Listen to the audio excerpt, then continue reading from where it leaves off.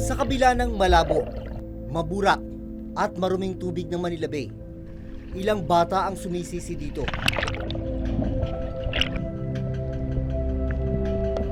Makahanap lang ng lamang dagat na kanila namang ipinanglalamang tiyan.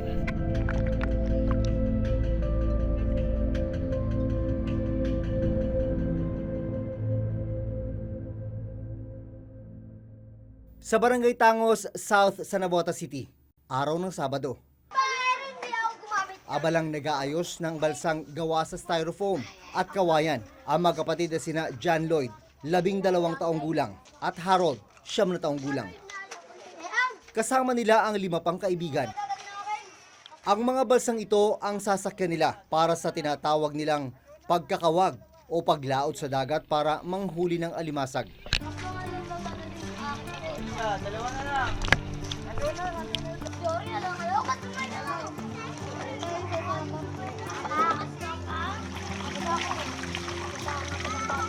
Kasama tayo, batakan. Doon, tinabos namin yung akin. Ito yung produkto kung gaano kalikhain itong mga batang ito. Mga styro, pinagdikit-dikit ng kawayan. Sila may gawa niyan. Piraso ng plywood, ito yung pansagwan nila. Para mas malayo ang kanilang mga puntahan, nakisakay sila sa bangka ng mga mangingisda.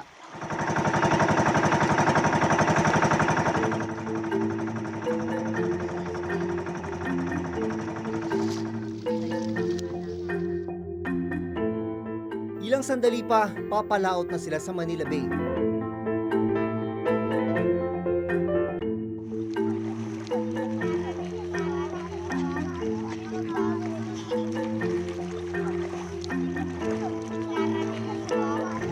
Sabi ng mga matatanda dito sa Navotas, itong kawag-kawag, ito yung ginagawa ng bata. Nagsimula lang daw ito sa isang laro.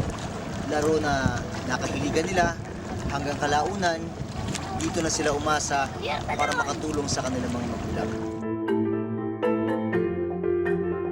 Para sa mga typical na bata, ang kadalasang playground nila, basketball court, computer shop.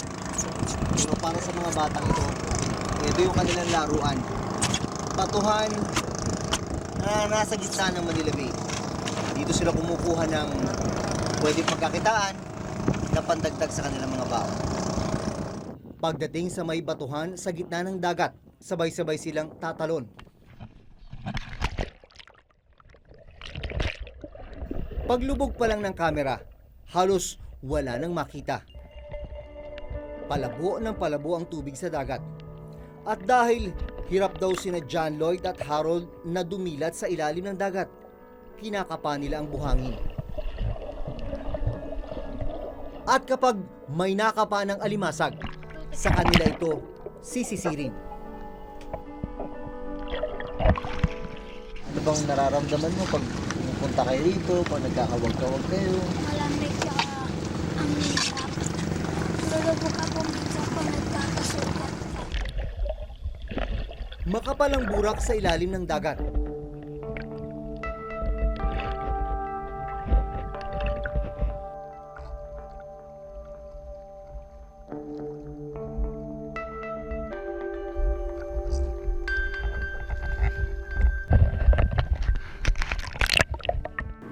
Kahit maliit ako, paano pa rin ako tutulong. Isang po, habang nagsasagwang kami, minsan tumatama kami sa bato.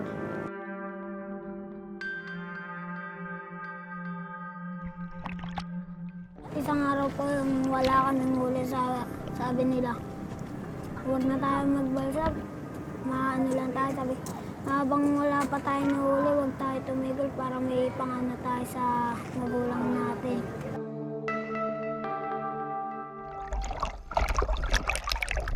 Nasa grade 5 si John Lloyd at grade 2 naman si Harold. Sinisikap raw nilang hindi mag-absent sa klase, kaya tuwing araw ng Sabado at Linggo lang kung sumisid sila. Ilang taon mo na ginagawa ito? Ilan daw? papalan. Pero mahirap na nga maghanap ng lamang dagat. Dagdag pasakit pa ang maruming kalagayan ng Manila Bay. Yung dagat na pinagtatrabahuan namin, marumi po. Pero hindi po kami tumitigil para pag tumigil kami, hindi po kami nalulungkot po kami. Kasi wala po kami na papala. Malakas na hampas ng alon ang nagpapahirap sa grupo nina John Lloyd at Harold sa panghuhuli ng alimasag. Ilang beses rin silang umahon para magpahinga dahil na rin sa lamig ng tubig. Malamig talaga po kasi kapag gumanto yung hangin, natatangay po kami ng agos kaya nahihirapan kami.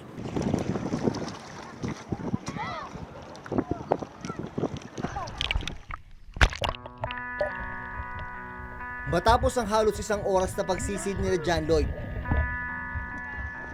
ilang piraso lang ng alimasag ang nahuli nila. Minsan po nakakakuha po kami ng medicine timba kalahati. Ibenta po namin. So parang hindi lang pala siya laro na, no? Parang trabaho na din po. Ang magkapatid na John Lloyd at Harold nagkawag papunta sa ibang bahagi ng dagat. Dala na rin marahil ng pagod. Makailang ulit silang nahulog sa balsa. Minsan raw, umaabot pa sa higit 15 talampakan ang sinisisid nila.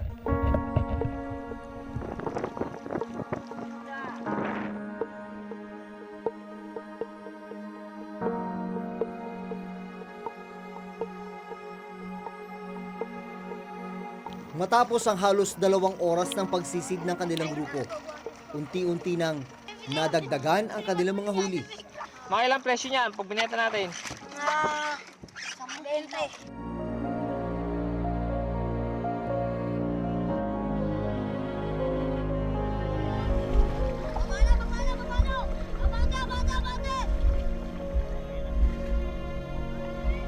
Bago umalis sa mga bata, nagtabi si John Lloyd ng ilang piraso ng alimasag.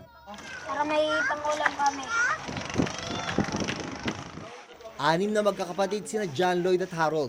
Kaya naman, malaking tulong raw sa kanilang magulang ang makapag-uwi ng uulamin ng kanilang pamilya. Matapos ang pagkakawag at pagsisid, diretso sila sa paglalako ng mga huli. 32. Tigli 5 piso ang bawat isa sa kanila. 5 piso para sa halos 3 oras na pagsisid. 5.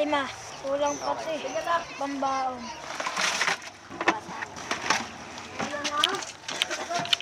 Ang magkapatid na John Lloyd at Harold dumiretso sa bahay nila para iuwi ang mga itinabing huli. Ito ang uulamin nila para sa pananghalian.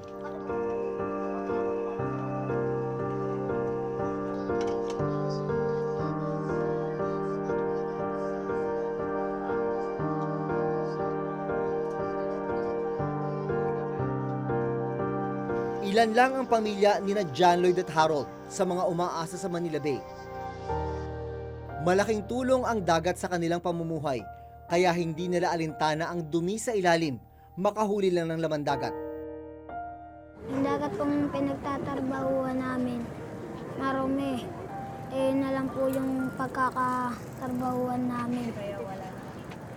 Kaya wala na kami magagawa.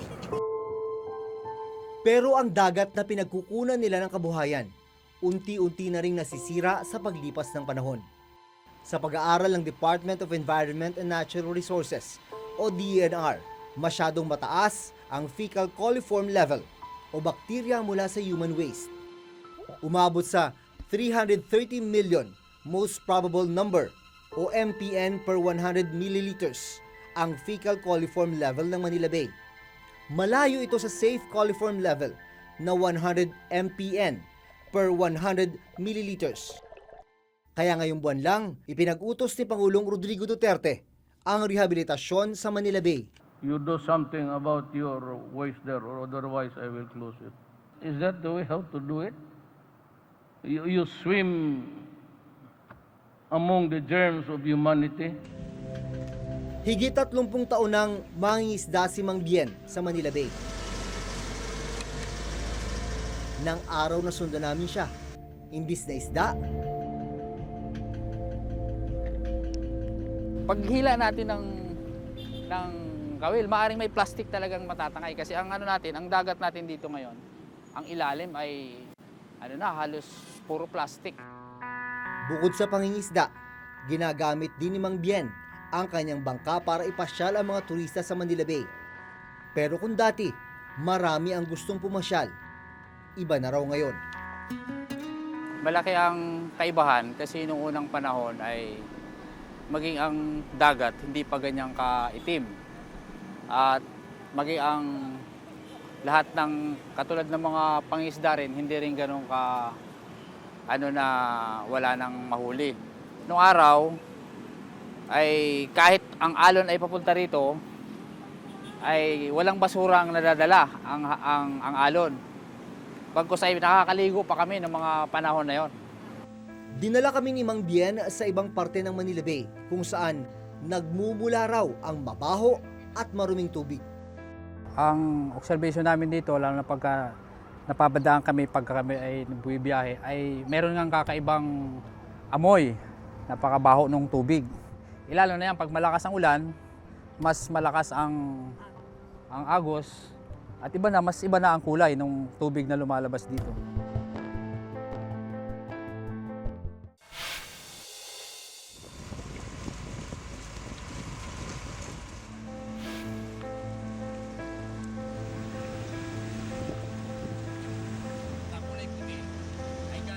Dinala kami ni Mang Bien sa ibang parte ng Manila Bay kung saan nagmumula raw ang mabaho at maruming tubig. Ang observation namin dito, lalo na pagka napabadaan kami pagka kami ay bumibiyahe, ay meron ngang kakaibang amoy, napakabaho ng tubig. Lalo na yan, pag malakas ang ulan, mas malakas ang agos at mas iba na ang kulay ng tubig na lumalabas dito. Paano nga ba umabot sa ganitong sitwasyon ang Manila Bay? Kasama ang dalawang inspektor ng Department of Environment and Natural Resources o DNR. Pupuntahan namin ang 3 lugar sa Manila Bay na tinukoy ng ahensya na may mataas na fecal coliform level o level ng bakterya mula sa human waste. Ayan yung dumi na, oh. Ayun nga po. So galing sa mga businesses na talaga yan. Mix na po yan, sir. Mix na. Mix na po yan. Ng residential, commercial. So, dito na po lahat ng bagsak niya. Yung mga creek dyan din na pupunta? Nga po. From Taft, dito po ang bagsak niya. Pinayagan kaming makapasok sa loob ng Manila Yacht Club kung saan nakapwesto ang dulo ng tinatawag nilang drainage outfall na dinadaluyan ng wastewater. Yan ang dumi. Dumi ng iba't ibang nandito. Yes. Hindi natin alam kung yan ba treated o hindi. Yes. Mixed wastewater na po yan na discharge na dyan sa dyan na din. Yan ang nagpapadumi ng Manila Bay. Manila Bay. Ibang kababayan talaga natin na doon na talaga nagdi-discharge, doon na dumudumi. Kasi may mga informal settler dyan katira dyan eh. So wala naman silang CR doon. Doon sila nagsi-CR. Contributor na sila doon. So anong biggest challenge para maging swimmable ito ulit? Disiplina lang talaga, sir. Tsaka magkaroon lang talaga ng compliance ng mga establishment. Lahat talaga dapat magkaroon ng wastewater treatment. Sa pag-aaral ng DENR sa 16.3 million na residente ng National Capital Region, 2.4 million lang ang konektado sa sewerage system. Ang 13 million na residente, diretso ang wastewater sa mga bodies of water, tulad halimbawa ng mga ilog at ng Manila Bay. Sa isang panayam kay DENR Secretary Roy Cimatu, sinabi niyang 200 establishment at 38 hotel sa paligid ng Manila Bay ang may posibleng violation ng Clean Water Act dahil sa hindi pagkakaroon ng maayos na sewerage treatment plant. We're looking at hotels, restaurants.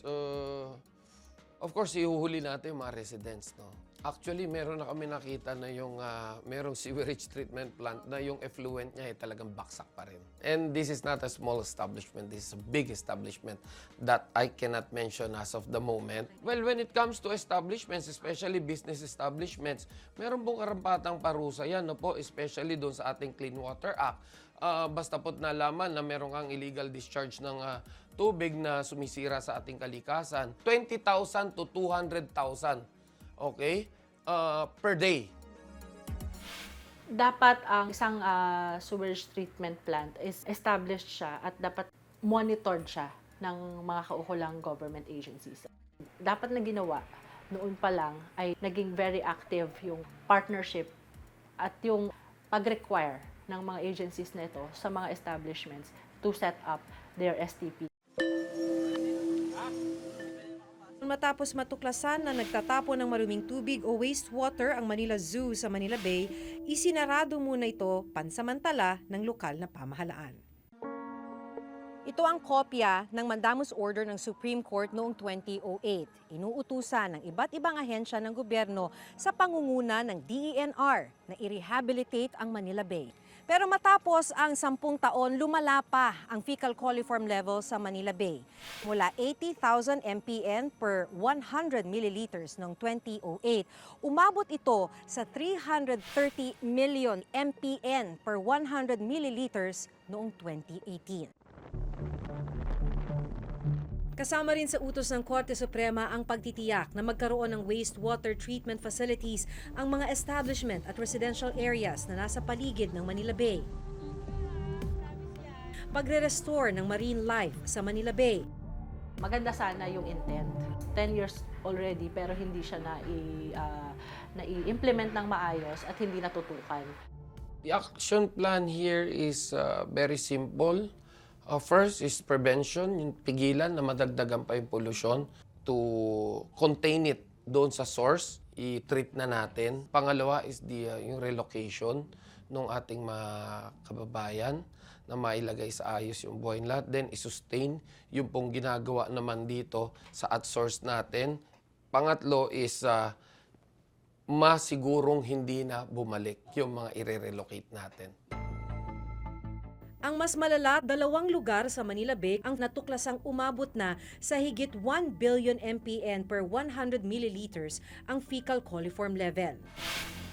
Ang Balut River Outfall at Estero de San Antonio, Abad. Kung titingnan ng mapang ito, makikitang may 17 river system na catch basin o bagsakan ng tubig ang Manila Bay. Kaya kung marumi ang tubig mula sa mga ilog na ito, marumi rin ang babagsak sa Manila Bay. Catch basin siya, would you imagine kung gaano na karaming debris meron tayo doon sa mga rivers and esteros, no? Itong mga creeks. Marami na po sa rivers natin ay patay na. The Manila Bay now is in a critical level wherein we need to act on it para ma-save pa natin ito.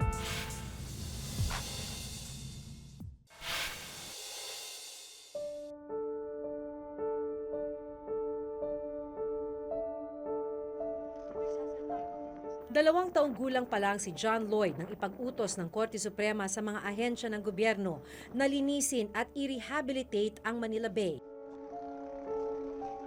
Dahil nakatira sila sa tabi mismo ng Manila Bay, nakita niya kung paano mas lumala ang sitwasyon dito makalipas ang 10 taon. Ang gusto pong mangyari, luminis po yung dagat para bumalik po yung mga isda. Para madami po kami pang-ulam, pang-uwi sa kapambahan.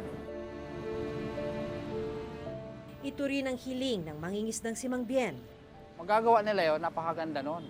Na magiging maganda na ang Manila Bay, magiging pasyalan talaga.